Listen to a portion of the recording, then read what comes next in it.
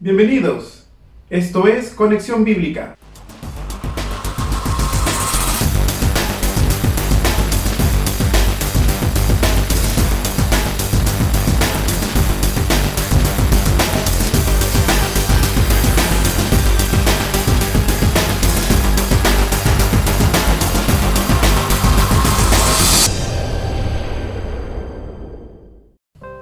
El día de hoy seguiremos estudiando acerca de esta epístola o carta paulina hacia la iglesia que se encontraba en Roma. La clase pasada estuvimos viendo algunos aspectos generales acerca de esta misiva y el día de hoy estaremos estudiando los primeros capítulos de este libro a los romanos.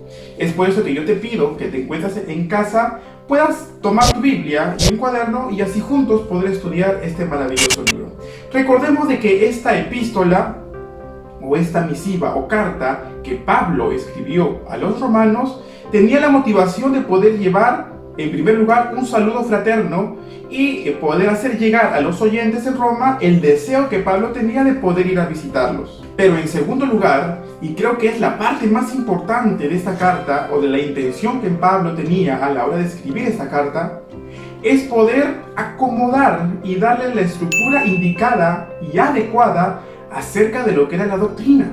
Recordemos de que la iglesia a la cual va dirigida esta carta ya era una iglesia establecida, o sea, ya era una iglesia que era consolidada. Todavía faltaban principios estructurales en cuanto a la doctrina que necesitaban algunos ajustes. Es por eso que Pablo toma esta iniciativa de poder, mediante esta carta, llevarle también los principios necesarios y básicos acerca de lo que era el Evangelio. Evangelio que en la iglesia de Roma no se estaba practicando de una forma adecuada. Hay algo muy interesante y es que la palabra de Dios no se mira desde una perspectiva de aquel tiempo. Esta carta vamos a analizarla también de la siguiente forma. No solamente verla a quienes fue dirigida en aquel tiempo, sino que también es dirigida para nosotros en el tiempo actual. Es decir, para nuestras vidas.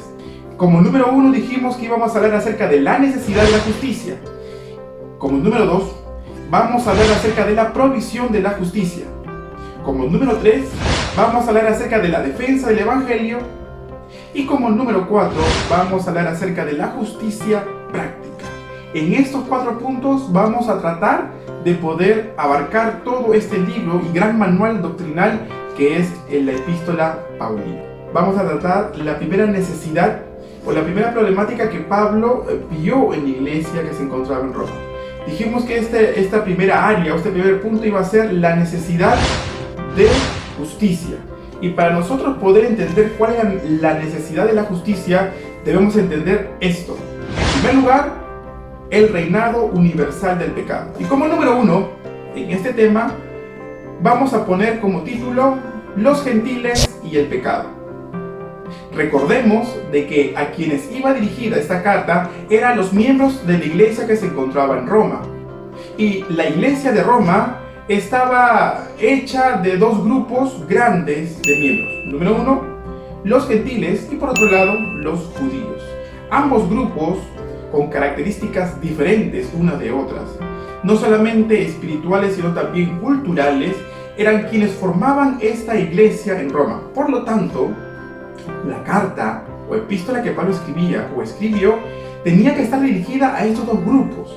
Pero miren qué interesante y qué también difícil puede ser poder tratar de abarcar 2 esferas, 2 grupos totalmente diferentes, con pensamientos diferentes, socioculturales en formas muy diferentes.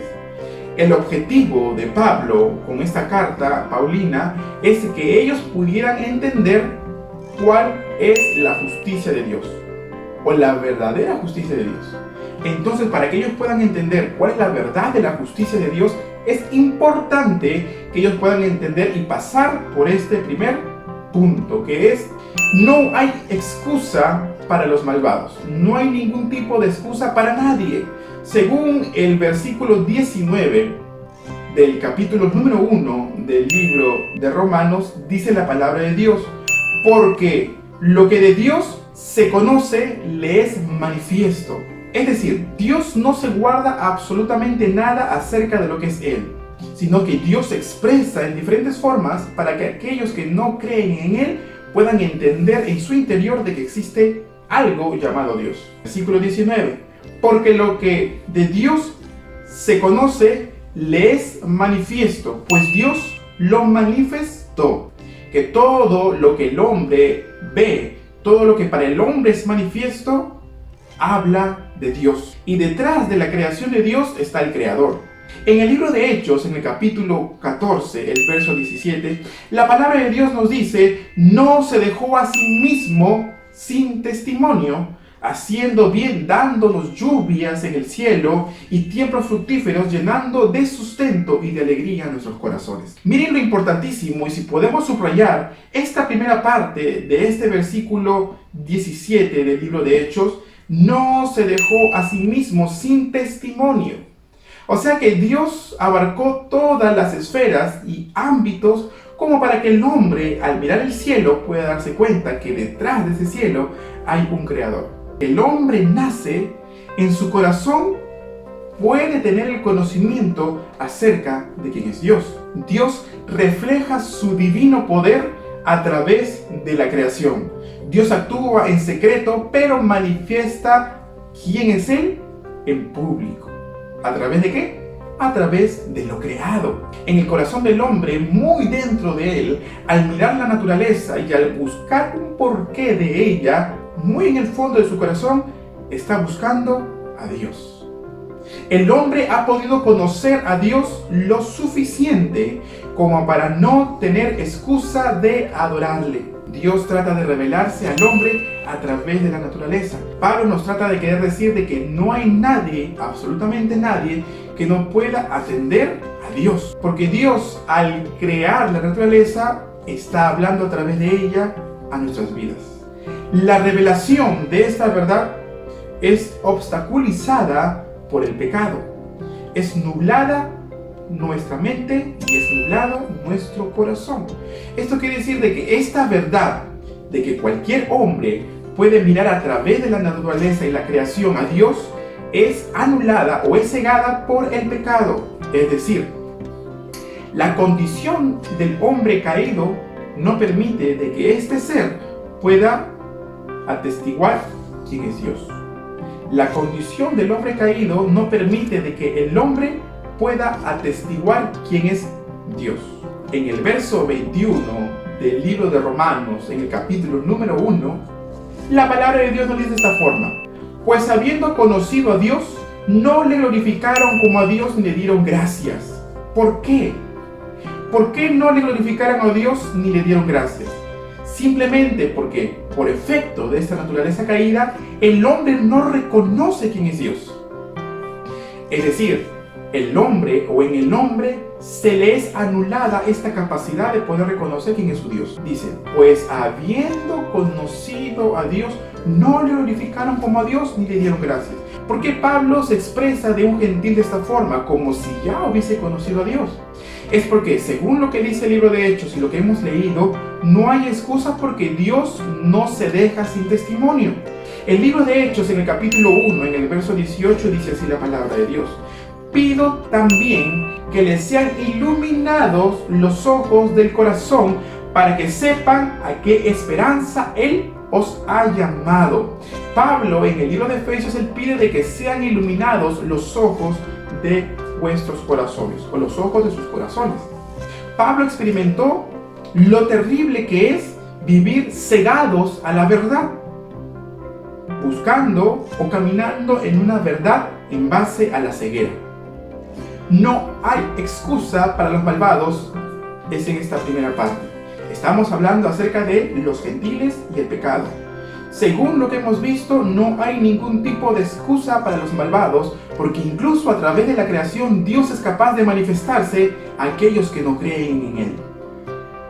En segundo lugar, en este punto acerca de los gentiles y el pecado, vamos a ver la necedad a la verdad. Característica de los que tienen ojos y no pueden ver, porque así no lo quieren. No es porque no puedan, sino porque no quieren ver la verdad. Y esta característica nos hace recordar ciertos pasajes de la Biblia, especialmente los evangelios, cuando el Señor Jesús tenía ciertos encuentros con los escribas y los religiosos de aquella época. Y en una oportunidad Jesús le dijo que ellos eran ciegos, guías de ciegos, expresión que también Pablo más adelante toma en esta epístola. Sin embargo, esto también trae acotación a lo que estamos leyendo en esos momentos. La característica de los necios a la verdad son aquellos que no quieren ver la verdad. El libro de Juan en el capítulo 3 dice que la luz vino al mundo y los hombres amaron más las tinieblas que la luz por la necedad del corazón. Y lo que Dios trata de revelarnos a través de su palabra, eso es la verdad. Estamos hablando específicamente del grupo gentil que se encontraba en la iglesia de Roma. La luz vino a este mundo, pero los hombres amaron más las tinieblas que la luz. ¿Por qué? Porque está en la naturaleza del hombre poder aferrarse a lo que ellos consideran como verdad. Y lo interesante es de que la palabra de Dios en esa expresión acerca de la necedad nos da a entender de que el hombre que camina en necedad se vuelve inútil. En otras palabras, los hombres se vuelven inútiles cuando caminan en necedad. Se hicieron necios, dice la palabra de Dios, y en otra versión dice, se hicieron inútiles. En el versículo 21, en la parte B del capítulo 1 del libro de Romanos, la palabra de Dios nos dice, sino que se envanecieron en sus razonamientos y su necio corazón fue entenebrecido. Yo te pido que ahí donde estás en casa puedas tomar tus manos y cubrir tus ojos. Vamos, no sientas vergüenza, estás en tu casa. Toma tus manos y cubre tus ojos. Este mismo sentimiento de oscuridad es la que expresa esta palabra entenebrecido. ¿Por qué la palabra de Dios aplica al razonamiento del hombre? Porque es ahí donde radica en la primera etapa de la negación hacia Dios, el razonamiento. Y lo que no sabemos, aquellos que razonamos y buscamos la raíz cuadrada de la vida, es de que detrás de cada resultado siempre estará Dios. Pero la palabra de Dios dice que aquellos que se envanecen, aquellos que se sienten orgullosos de su razonamiento, aquellos que se sienten orgullosos de su ciencia, están cayendo en la necedad en su corazón. Y simplemente su mente y corazón están entenebrecidos. En otra palabra, en otra versión de la palabra de Dios, este versículo bíblico, versículo 21 del capítulo 1 de Romanos dice, sino que se extraviaron en sus inútiles razonamientos. Sino que se extraviaron en sus inútiles razonamientos. Vuelve a aparecer la palabra inútil. Y qué fuerte es que alguien te diga inútil, pero aquellos que razonan sin ver a Dios de fondo, se vuelven simplemente inútiles a la verdad. En otras palabras, se vuelven vacíos y sin sentido. Si los judíos que guardaban las tradiciones y la ley de Jehová eran inclinados a la idolatría, imagínense qué se podía esperar de los gentiles. El versículo 22, haciendo un seguimiento de la lectura del capítulo número 1, dice así la palabra de Dios, profesando ser sabios, se hicieron necios. Aquellos que apelan a su propio razonamiento para buscar la verdad de la vida, profesan ser sabios. Sin embargo, lo que no saben y no se dan cuenta es de que están cayendo en una rutina de necedad. Entonces, hablando acerca de los gentiles y el pecado, podemos ver en primer lugar que no hay excusa para los malvados. En segundo lugar, podemos ver de que ellos se vuelven necios a la verdad. Y en tercer lugar, podemos darnos cuenta que esta necedad a la verdad nos lleva a un camino de idolatría. Nos lleva a un camino de idolatría. Dios hizo al hombre a su imagen y a su semejanza, según lo que dice la palabra de Dios en el libro de Génesis. Sin embargo, lo que el hombre hizo con esta imagen fue buscar la forma de que a su imagen se crearan dioses. Y eso lo podemos ver en cualquier cultura. Cada uno de ellos tomaban para sí su propia verdad. Transformaban esa verdad en una figura. Y esa figura se volvía su regente espiritual. ¿Se dan cuenta que la mayoría de culturas tomaban su verdad y siempre se iban al ámbito espiritual? Versículo 23 del capítulo número 1, haciendo un seguimiento. Cambiaron la gloria de Dios. Cambiaron la gloria de Dios. Todo lo que se expresó a través de la naturaleza. Cambiaron esa gloria dada por Dios a través de la creación para no atender al Creador, sino a la creación. Dios no necesita que se le haga una imagen para que sea adorado. Sin embargo, el hombre transgiversa esta verdad y de acuerdo a su propia imagen busca su propia adoración. Cuando el hombre pone su corazón en las obras de sus manos, esto se vuelve idolatría. Esto se vuelve idolatría. Vemos que al final de este camino, el hombre encuentra lo que busca. El hombre encuentra lo que busca. ¿Qué tiene que ver esto? Dentro de este punto existe una triple entrega judicial de parte de Dios para con el hombre que se encuentra en este punto. Número 1, del versículo 24 al versículo 25, Dios expresa de esta forma: Dios los entregó a merced del pecado. Dice así: por eso Dios los entregó a los malos deseos de sus corazones. Cambio en lo espiritual, cambio en la moral o la ética. Si hay un cambio en lo espiritual, hay una repercusión en la moral o en la ética. Es decir, cambiaron una verdad por una mentira. Cambiaron la verdad de Dios por la mentira, versículo 25, adorando y sirviendo a los seres creados antes que al Creador. Número 2, los entregó a merced de sus propias pasiones. Los entregó a merced de sus pasiones, versículos 26 y 27. Por tanto, Dios los entregó a pasiones vergonzosas. Algo interesante es el origen de esta conducta. ¿Cómo el hombre llega a este punto de pasiones vergonzosas? Cambiaron la verdad por la mentira. Este cambio, esta desvirtuación de la visión acerca de quién es Dios y a quién se debe de adorar, es el que pone al hombre en este punto. Dios los entregó o dejó a merced de sus propias pasiones. Por lo tanto, por haber cambiado la verdad por la mentira, el hombre es entregado a sus propias pasiones.